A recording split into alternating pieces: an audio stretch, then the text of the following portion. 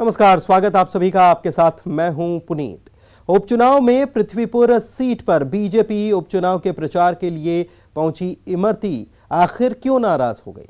क्या banner poster से गायब सिंधिया की तस्वीर से उठेगा नया बवाल? खंडवा लोकसभा सीट पर आदिवासी वोटर को मनाने में जुटे दल, राजनीति क्या है आखिर? बीजेपी उम्मीदवार ज्ञानेश्वर पाटिल के प्रचार में पूरे परिवार को प्रचार में जुटने की नौबत क्यों आई? और जनसंघ का 70वां स्थापना दिवस मना रही बीजेपी से कांग्रेस का सवाल यह है कि आखिर सारे इवेंट उपचुनाव के दौरान ही क्यों? देखिए 4 की चुनौती।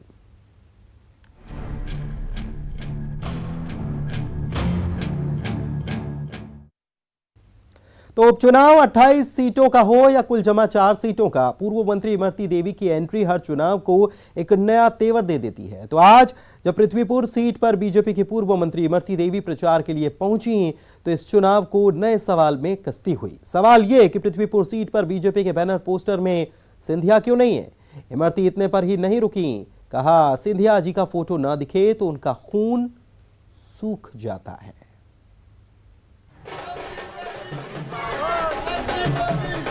तो इमरती देवी 4 सीटों के उपचुनाव की चुनौती में दम दिखाती मैदान में आ ही गई आखिर। 28 सीटों के उपचुनाव में भी इमरती देवी की डबरा सीट सबसे ज्यादा चर्चा में रही थी।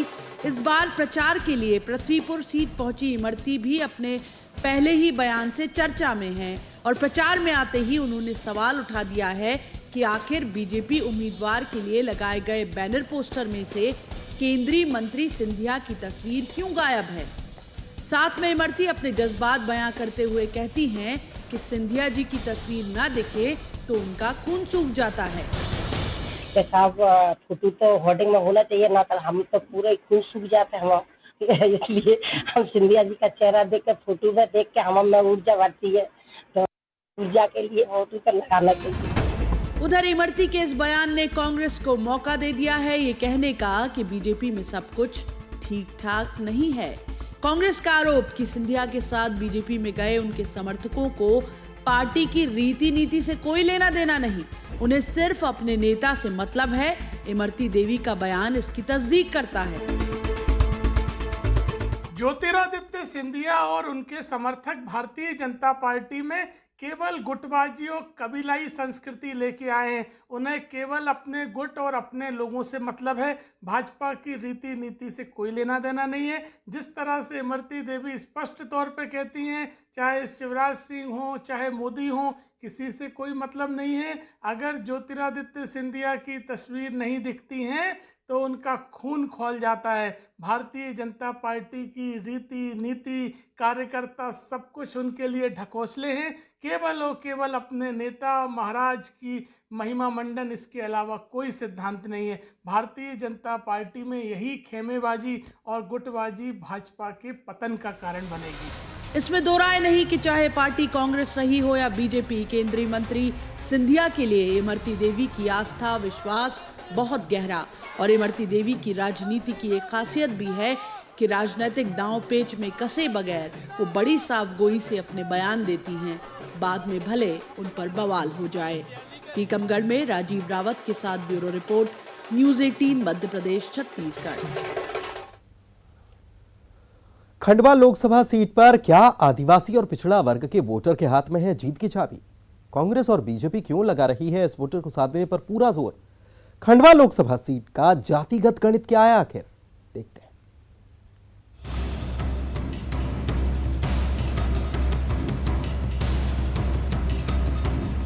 बीजेपी और कांग्रेस दोनों दलों के लिए साख का सवाल बन गई है खंडवा लोकसभा सीट। उपचुनाव में अकेली ऐसी सीट जिस पर जीत के लिए दोनों ही दल एड़ी चोटी का जोर लगा रहे हैं।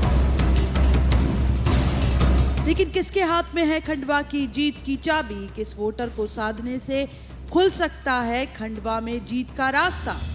तो खंडवा का जातिगत गणित क्या कहता है? वो कौन सी जातियां हैं जिनके हाथ में है खंडवा की सियासी तकदीर? जातिगत समीकरण देखें तो यहाँ आदिवासी और पिछड़ा वर्ग निर्णायक वोटर की भूमिका में है। खंडवा लोकसभा सीट पर कुल मतदाताओं का करीब 40% हिस्सा एससी और एसटी वोटर है, जिनकी संख्या 7.5 लाख से ज्यादा, जबकि क्षेत्र में ओबीसी वोटर 5 लाख के करीब है।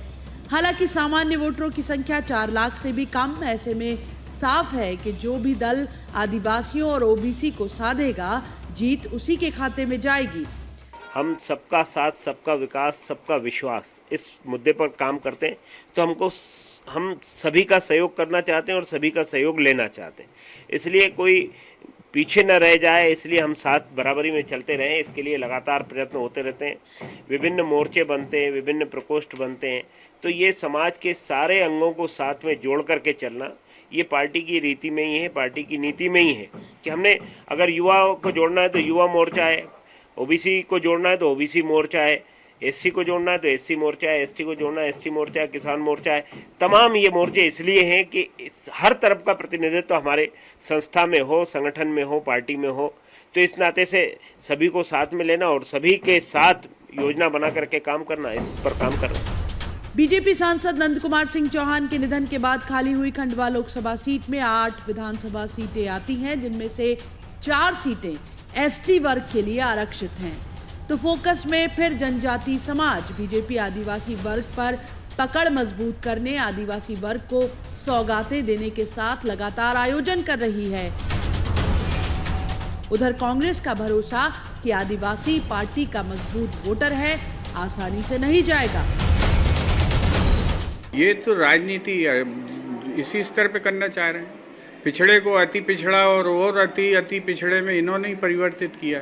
सारे देश को जो है विभाजन की राजनीति में जो पहचानें खो गई थी, देश में एक भारतीयता की पहचान बन गई थी। हर आदमी भारतीय होने पर गौरव महसूस करता था, उसको इन्होंने जाति श्रेष्ठता की राजनीति में परिवर्तित कर दिया है। और ये जो सोची समझी राजनीतिक चाल है। खंडवा लोकसभा सीट के बीते 7 चुनाव के नतीजे देखें तो दलगत समीकरण ये कहता है कि बीजेपी की मजबूत सीट रही है। बीजेपी के नंद कुमार सिंह चौहान सबसे ज्यादा वक्त तक यहां से सांसद रहे। 2009 में कांग्रेस के अरुण यादव की जीत को छोड़ दिया जाए तो लगातार नंद कुमार सिंह चौहान ने ही इस लोकसभा सीट से नेतृत्व किया। सवाल ये कि अब खंडवा अपनी सियासी आस्था बदलता है या बरकरार रखता है। भोपाल में शरद श्रीवास्तव के साथ bureau report, news 18 Madhya Pradesh Chhattisgarh. Khandwa Lok Sabha seat पर पार्टी बीजेपी उम्मीदवार ज्ञानेश्वर पाटिल के प्रचार के लिए उनकी पत्नी चूल्हा चौका छोड़ मैदान में कूद पड़ी हैं और अमेरिका से लौटे उनके पुत्र पूरे इलाके में गली गली प्रचार में जुटे हैं। चुनाव के दंगल में भी परिवार का दम देखिए जरा।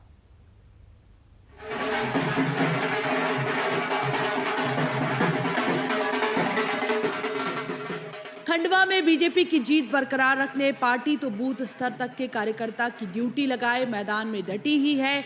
लेकिन अब यहां से पार्टी के उम्मीदवार ज्ञानेश्वर पाटिल के पूरे परिवार ने भी मोर्चा संभाल लिया है।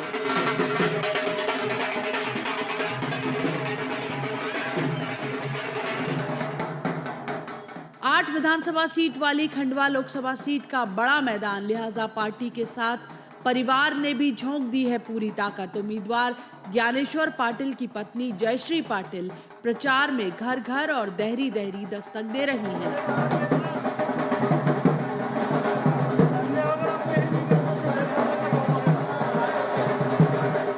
मैं बाकी जनसंपर्क महिलाओं के साथ कर रही हूँ और जहाँ ज्ञानेश्वर पाटिल जी नहीं पहुँच रहे, मैं वहाँ पहुँच के सबको निवेदन कर रही हूँ कि अपने को बीजेपी को वोट देना और भारतीय जनता पार्टी को जिताना है और मोदी सरकार को फिर से दोहराने। आप ज़्यादा लोग क्या कहते हैं, क्या आपको आश्वस्त करते हैं? लोगों में बहुत उत्साह है। जैसे नंदू भैया का तो ऐसा हो गया तो वो तो थोड़ा उनको लग रहा है कि ऐसा नहीं होना चाहिए था, पर कोरोना काल ने अब ऐसा समय लाया है तो उसकी वजह से भारतीय जनता पार्टी ने मेरे पति को टिकट दिया है और लोगों में बहुत उत्साह है कि अच्छा हुआ कि अपनी पार्टी को ही अच्छे आदमी को टिकट दिया। तो कितना विश्वास है ज्ञानेश्वर भाई जीत के आएंगे, क्योंकि आप उनकी पत्नी है, आपको कितना विश्वास है? मेरे को तो पूरा 100% विश्वास है। ये बीजेपी उम्मीदवार ज्ञानेश्वर पाटिल के बेटे हैं जय पाटिल। अमेरिका में कंस्ट्रक्शन कंपनी की पढ़ाई कर रहे हैं, लेकिन चुनावी जंग में पिता के सारथी बनने अमेरिका से भारत आ गए हैं। जय पाटिल के प्रचार का तरीका अलग है। वो अपने पिता के लिए नहीं, मोदी सरकार की मजबूती के लिए वोट मांगते हैं। राजनीति का सीधा अनुभव इन्हें भले न रहा हो, लेकिन विद्यार्थी परिषद में रहे हैं, लिहाजा जड़ें बीजेपी की हैं। जैसे मेरे फादर तो हर जगह नहीं पहुंच सकते, लोकसभा क्षेत्र काफ़ी बड़ा है, तो हम लोग कोशिश ये करते हैं कि जहाँ वो नहीं जा सकते और लोगों की एक आस होती है कि यार प्रत्याशी अगर हमारे शहर से है तो हमारे गांव तो आना चाहिए, तो वो नहीं आ पाते तो हम लोग वहाँ जाते हैं और लोगों से बस यही विनती करते हैं कि अभी तो वो नहीं आ पाएंगे क्योंकि समय का अभाव है, लेकिन उसके बाद वो बिल्कुल आएंगे आप सभी से मिलने। तो बस यही है, मतदाता और युवा मतदाता बीजेपी को इसीलिए वोट करें क्योंकि मैं अमेरिका रह रहा हूँ, अभी मैं वहाँ का सिस्टम पूरा देख के आया हूँ और कहीं ना कहीं हम कुछ साल पीछे हैं और इसका श्रेय मैं कांग्रेस पार्टी को देना चाहूँगा कि अब हम पीछे, अब हमारे पास एक कहीं ना कहीं एक मौका है। इंफ्रास्ट्रक्चर हम देख रहे हैं, हाईवेज़ यहाँ बन रहे हैं और काफ़ी सारे निवेश हो रहे हैं, फॉरेन डायरेक्ट इन्वेस्टमेंट हो रहा है। तो उस चीज़ को लेकर अभी हम देख सकते हैं कि टेस्ला एक अमेरिका की एक बहुत बड़ी कंपनी है, वो इंडिया में अभी इन्वेस्ट करना चाह रही, तो कहीं ना कहीं एक पोटेंशियल हमारी कंट्री में है और भारतीय जनता पार्टी के कारण ही वो पोटेंशियल दिखने लगा है। तो मैं इस सभी से बस यही विनती करूँगा कि यही एक अच्छा मौका है, भारतीय जनता पार्टी का साथ दो और सारे युवा बिल्कुल वोट करेंगे। खुद ज्ञानेश्वर पाटिल को भी इस बात की बड़ी तसल्ली कि कम वक्त में बड़े मैदान का उनका ये चुनाव इतने हाथों के साथ आसान हो जाएगा। मेरी पत्नी भी सक्रिय कार्यकर्ता है, वो भी जिला पंचायत की अध्यक्ष रही है और मेरा बालक जो है विद्यार्थी परिषद में उसने भी काम किया है, वो काम कर रहा है और एजुकेशन के लिए गया था तो एक 15 दिन के लिए छुट्टी लेकर आ गया। तो आपको नहीं लगता जब वो अमेरिका से यहाँ आके आ रहे तो दूसरे जो युवा हैं उनको प्रेरणा मिलेगी इससे? बिल्कुल प्रेरणा मिलेगी कि ये चुनाव जो है राष्ट्रीय हित में हो रहा है, मोदी जी के हाथ मजबूत करने के लिए चुनाव हो रहा है। तो मोदी जी के हाथ किस तरह से मजबूत हो सकते हैं, ये युवाओं में एक अच्छा संदेश जा रहा है कि एक कार्यकर्ता जो है कि अपनी पार्टी के लिए इतने दूर से एजुकेशन के लिए गया था और छोड़कर आया है, तो निश्चित रूप से जो दूसरे नए कार्यकर्ता है उनमें एक जोश और उमंग के साथ में वो भी लगे। एक तरफ पार्टी की साख, दूसरी तरफ परिवार की मेहनत। क्या ज्ञानेश्वर पाटिल नंद कुमार सिंह चौहान की सींची जमीन पर फिर खिला पाएंगे कमल? बुरहानपुर में शारिक अख्तर के साथ bureau report, news 18 Madhya Pradesh Chhattisgarh. BJP की खासियत है कि हर मौके में बड़ा पॉलिटिकल इवेंट तलाश लेती है। जनसंघ का 70वां स्थापना दिवस है। पार्टी ने दीपक से कमल तक की यात्रा को इस दिन की थीम दी है, लेकिन कांग्रेस इस पर सवाल कर रही है।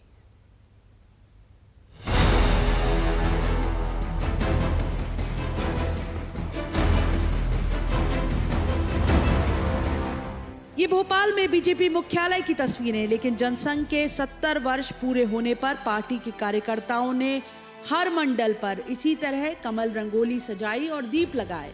जाहिर है इन दीपों और रंगोली की खास रौनक उपचुनाव वाली 4 सीटों पर भी। मंडल स्तर तक यहाँ भी आयोजन। पार्टी इस दिन अपने बुजुर्ग नेताओं का सम्मान भी कर रही है। एक तरह से इस आयोजन के जरिए उपचुनाव के साथ 2023 के विधानसभा चुनाव में जनता से जुड़ने का बीजेपी का नया इवेंट है। ये आज 70 वर्ष पूरे हो रहे हैं। 71वें वर्ष में भारतीय जनता पार्टी शुरुआत कर रही है। आज पूरे मध्य प्रदेश के हर मतदान केंद्र पर भारतीय जनता पार्टी के हमारे वरिष्ठ नेता, सभी कार्यकर्ता कमल का चिन्ह बनाकर उसमें दीपक प्रज्वलित कर रहे हैं। ऊर्जा और खुशी और उत्साह का प्रतीक दीपक होता है और जनसंघ से कमल, तो दीपक जलाकर जनसंघ से कमल की यात्रा आज पूरे प्रदेश में मनाई जा रही है। सभी मतदान केंद्रों पर हमारी भारतीय जनता पार्टी की जो यात्रा है 1951 से लेकर आज तक की, इसके बारे में वहां पर उद्बोधन होगा, संकल्प पत्र पढ़ा जाएगा, उपलब्धि पत्र पढ़ा जाएगा और हमारे जो भारतीय जनता पार्टी के वरिष्ठ नेता हैं उन सभी का सम्मान भी आज के दिन किया जाएगा और इस संकल्प के साथ हम सब लोग आगे बढ़ेंगे। कांग्रेस का ऐतराज ये है कि आखिर बीजेपी सारे आयोजन उपचुनाव के दौरान ही क्यों कर रही है? क्या ये वोटर को सीधे प्रभावित करने के उपक्रम नहीं? कन्या पूजन से लेकर दशहरे पर विजय संकल्प दिवस गिना रही कांग्रेस का सवाल कि जनसंघ का स्थापना दिवस तो हर बरस आता है। इस साल क्या चुनाव की वजह से इसे इवेंट की शक्ल दी गई है?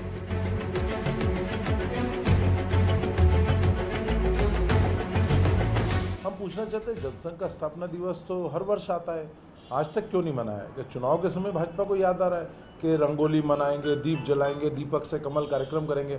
इसके पहले महर्षि वाल्मीकि की जयंती भी मनाई, इसके पहले कन्या पूजन के कार्यक्रम भी करे, इसके पहले यदि बात करें तो दशहरे पे विजय संकल्प दिवस के रूप में मनाया, ध्वज फहराया। तो दशहरा तो पूरे प्रदेश में मनाया जाता है, सिर्फ चुनावी क्षेत्रों में ध्वज क्यों फहराए? नवरात्रि पूरे प्रदेश में मनाई जा रही, तो चुनावी क्षेत्रों में कन्या पूजन क्यों? और महर्षि वाल्मीकि जी की जयंती तो प्रतिवर्ष आती, इस वर्ष ही मूर्ति लगा के पूजा क्यों? यदि बात करें तो स्थापना दिवस भी प्रत्येक वर्ष आता है, इस वर्ष ही क्यों? चुनाव के समय भारतीय जनता पार्टी इस तरह के अभियान आयोजन जनता को गुमराह करने के लिए करती रहती है, ताकि इसके माध्यम से अपना प्रचार प्रसार कर सके। उनको किसी से कोई लेना देना नहीं, सिर्फ चुनाव से लेना देना, इसलिए इस तरह के आयोजन करते हैं। बीजेपी की खासियत ही ये है कि वो हर मौके को बड़े इवेंट के तौर पर तब्दील करना जानती है, जिसमें जनता का सीधे जुड़ाव हो सके। जनसंघ का स्थापना दिवस भी इसी अंदाज में मना रही है पार्टी। दीपक से कमल तक की कहानी में आम आदमी की भागीदारी दर्ज की जा रही है, ताकि उपचुनाव में डाली गई ये रंगोली 2023 के विधानसभा चुनाव तक अपना असर दिखा जाए। भोपाल में जितेंद्र शर्मा और रंजना दुबे के साथ bureau report, news 18 Madhya Pradesh Chhattisgarh.